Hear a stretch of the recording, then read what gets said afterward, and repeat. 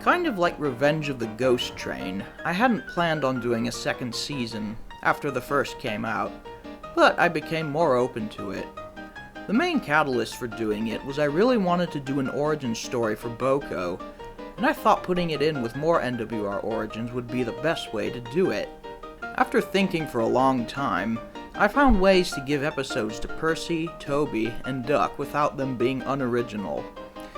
Since Boko is planned to be the last episode, I knew I had to have more characters to make a bridge from Duck, as it would just be weird to have just one non-numbered character. Bill and Ben were the obvious first choice. We don't know how they got here. But I needed one more character.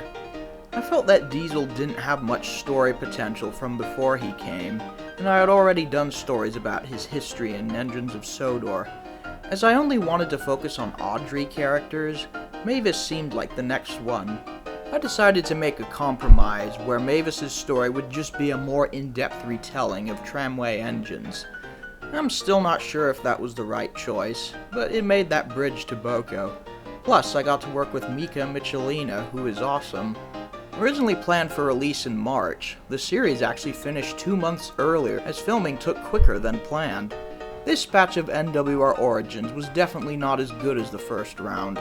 I don't think it quite had the epicness and drama of the stuff involving Alfred or Oliver's escape, but I'm still pleased at what it is. Boko's episode particularly was well written in my opinion, because I liked showing him evolve from a typical bad Diesel to what he is today, a nice twist. Percy's episode was also fun to write, with him being more of an asshole yet still the same cheeky engine we all know.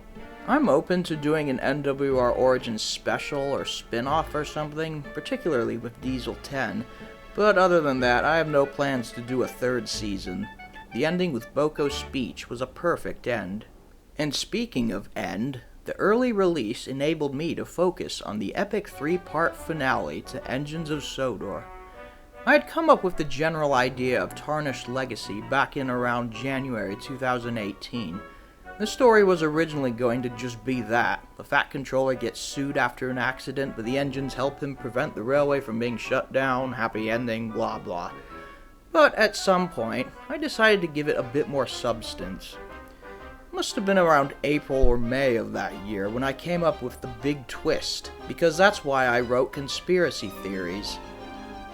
A lot more was inspired by the finale to Sudrian Conflict by Turtles and Thomas, which came out around that time. Tarnished Legacy was actually quite easy to film because a large chunk of it is in a courthouse. I was quite pleased at how the courthouse set turned out. It was just made using various objects and splines and trains. Naturally, I'm not a legal expert, so I think the trial scenes are very unrealistic. I think this trial violates several constitutional laws, but a good twist for the movie. However, Fitkin's leaving his notebook behind was definitely too much plot convenience.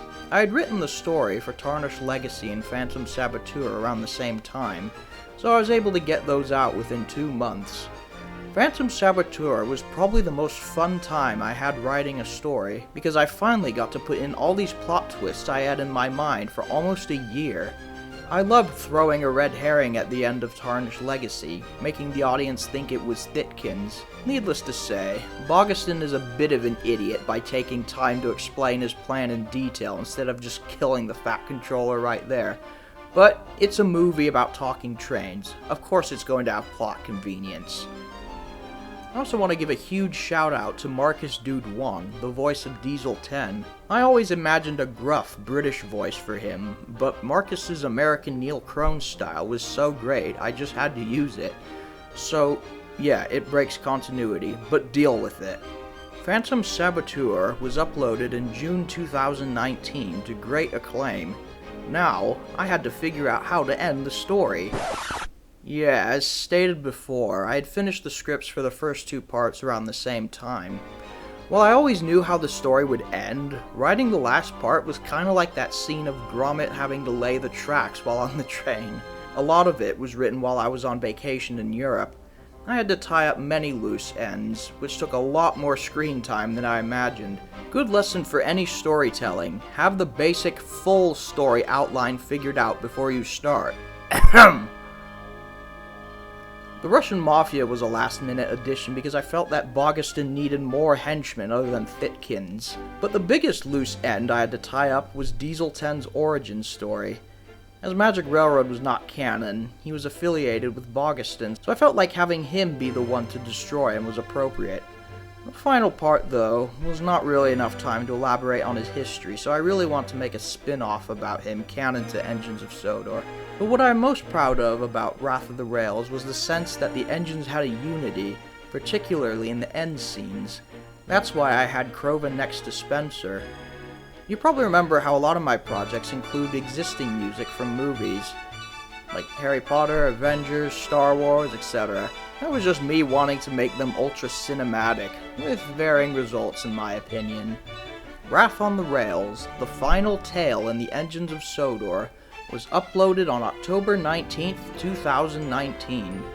In my opinion, it was a near-perfect end to the 6-year saga. As stated before, giving the series a good end was my ultimate desire over just continuing until I burnt out. I definitely could have done another season or two, but I don't think I have the patience to keep going up to like 10 seasons like, NWR 1991 or Thomas Wooden Railway did. I was moving away to transfer colleges, so ending it this year was the best place to do so. It was time for T1E2H3 to leave. He had produced everything. Well, not everything. I was still gonna put out stuff occasionally, but it would be a while before I would return to trains. Or so I thought.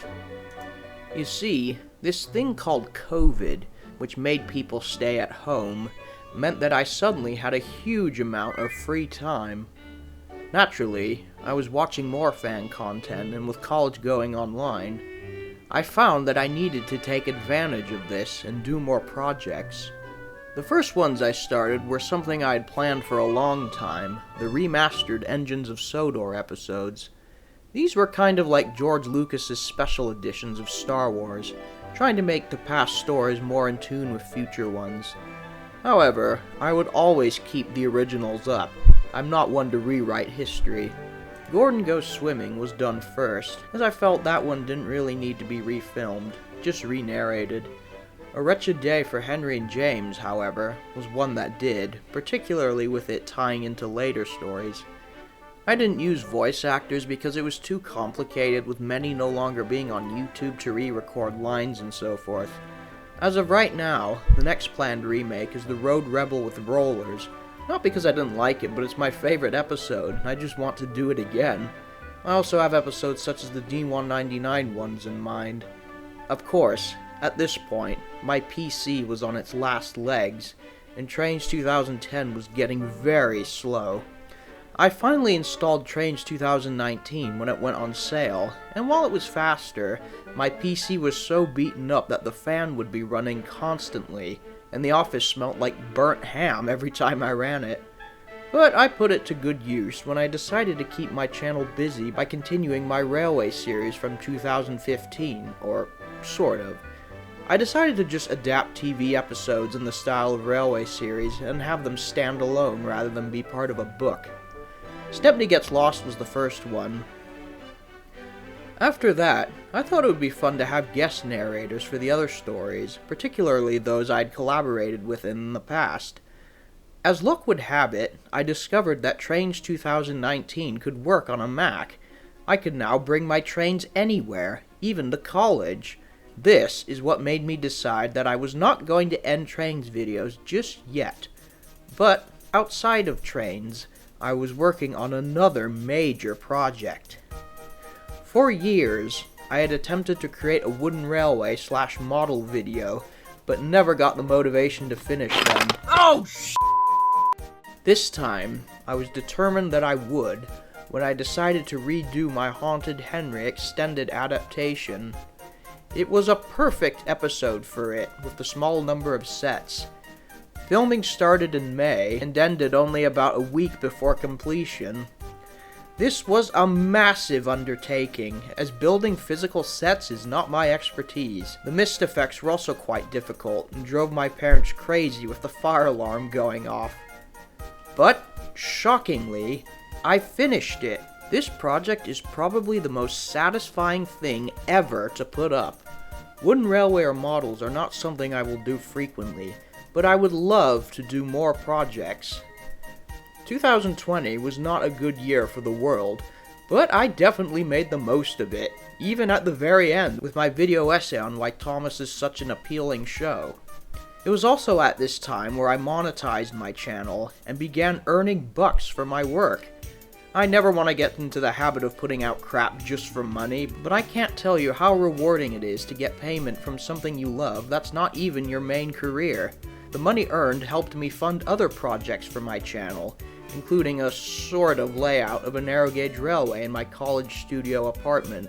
The money also helped me fund a trip to the Tallyclin Railway that summer despite all the COVID restrictions. Now that things are going back to normal, I will definitely be going back. On the same trip, I also visited the Miniature Wunderland in Hamburg, Germany, the largest indoor model railroad. These were the first of many train journeys I documented on my channel, with more to come in the future. 2021 didn't have many videos, but ironically, it was one of the best years of my life as far as travel, even with COVID. It got me very much into physical modeling rather than just on a computer. This is where Horace, the 009 scale locomotive, was born, modified from a 3D print purchase and N-scale chassis. There will be more of Horace coming later, trust me. You're probably all wondering why I haven't talked about the other popular stuff on my channel, such as YouTube poops, video essays, and other strange stuff I've put up. I wanted these videos to mainly focus on my narrative works, but these other videos are fun to make. The Portrayed by Thomas videos were inspired by those videos of things portrayed by SpongeBob. I just find those things so funny. The death count was inspired by videos of real doctors diagnosing injuries in movies like Home Alone. Given its popularity, I will probably do a new series one. I think my favorite YouTube poop is probably George the Steam Troller. I don't know why, I just really like the jokes, and I think it's one of the most popular ones. Video essays are really fun to make, and they help me master my skills for editing, which is my desired career path. They also keep the channel busy when I'm not doing trains. Speaking of trains, the most recent major trains project on my channel was Oliver to the Rescue, which was 2022's biggest accomplishment. I had this idea for quite some time. In fact, it was originally supposed to be what became that Stepney Gets Lost realistic adaptation, as I always felt the story suited Oliver better. But I decided to use Stepney anyway, as I really wanted to try out the new 2019 trains models. It then became a realistic style adaptation of Rusty to the Rescue, but rather than just another simple rewrite of a story, I wanted to make this an epic one. It was uploaded in August 2022, and I'm very proud of it, especially being the first train special since the TEOS final. And now, as of today, we have officially reached 10 years, with 53,000 subscribers. Good grief. I mean, I don't think I need to tell you how shocking it is for me. It's very hard to comprehend. God, how can it have been 10 years and over 50,000 subscribers? Wow. Anyway, now, I'm going to answer a question that probably a lot of you all have. What am I going to do for the 10th anniversary? Well, I have two things in mind. First, a lot of people have asked me, am I going to do more Engines of Sodor? And the question is, yes. However, at this point, I don't know if I'll do a full season, or I might just do a batch of episodes, and then call it something like, I don't know, Engines of Sodor Tales. You can understand the idea.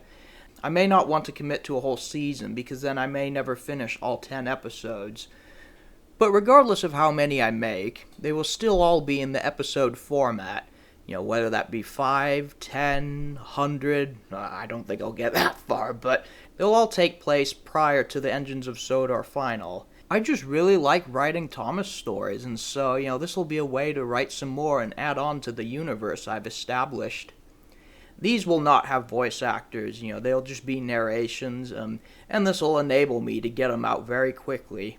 I'm not sure when I'll start uploading them, but I assume, at the very latest it'll be June, the 10th anniversary of the Engines of Sodor, when the first episode was uploaded. So yeah, look forward to those. The second project for the 10th anniversary is a remastered edition of Search for Smudger. This is a special I've really wanted to redo, especially to fix some plot points. And while it will still be the same story overall, it will be more... I'll put it this way, it'll be rewritten more in a way than, like, Haunted Henry was. But, that's all I'll say for now.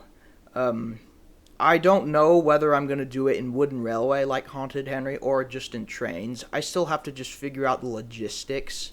But yeah, this is a special I've always wanted to redo, and a lot of people have supported me in that. This special will probably not be out for a while. I have no idea when. It may not be out till like December of this year, but yeah, I'm working on that. I just have to figure out some logistics, but it's in the works. And as far as voice actors for that, again, probably it will, but I still have to figure out, how to do that. But again, these are all in the works. And in the meantime, you'll see some other stuff like more model videos, more videos involving Horus, and right now, as you saw in the documentary, I'm working on some more remastered Engines of Sodor episodes, starting with the George one.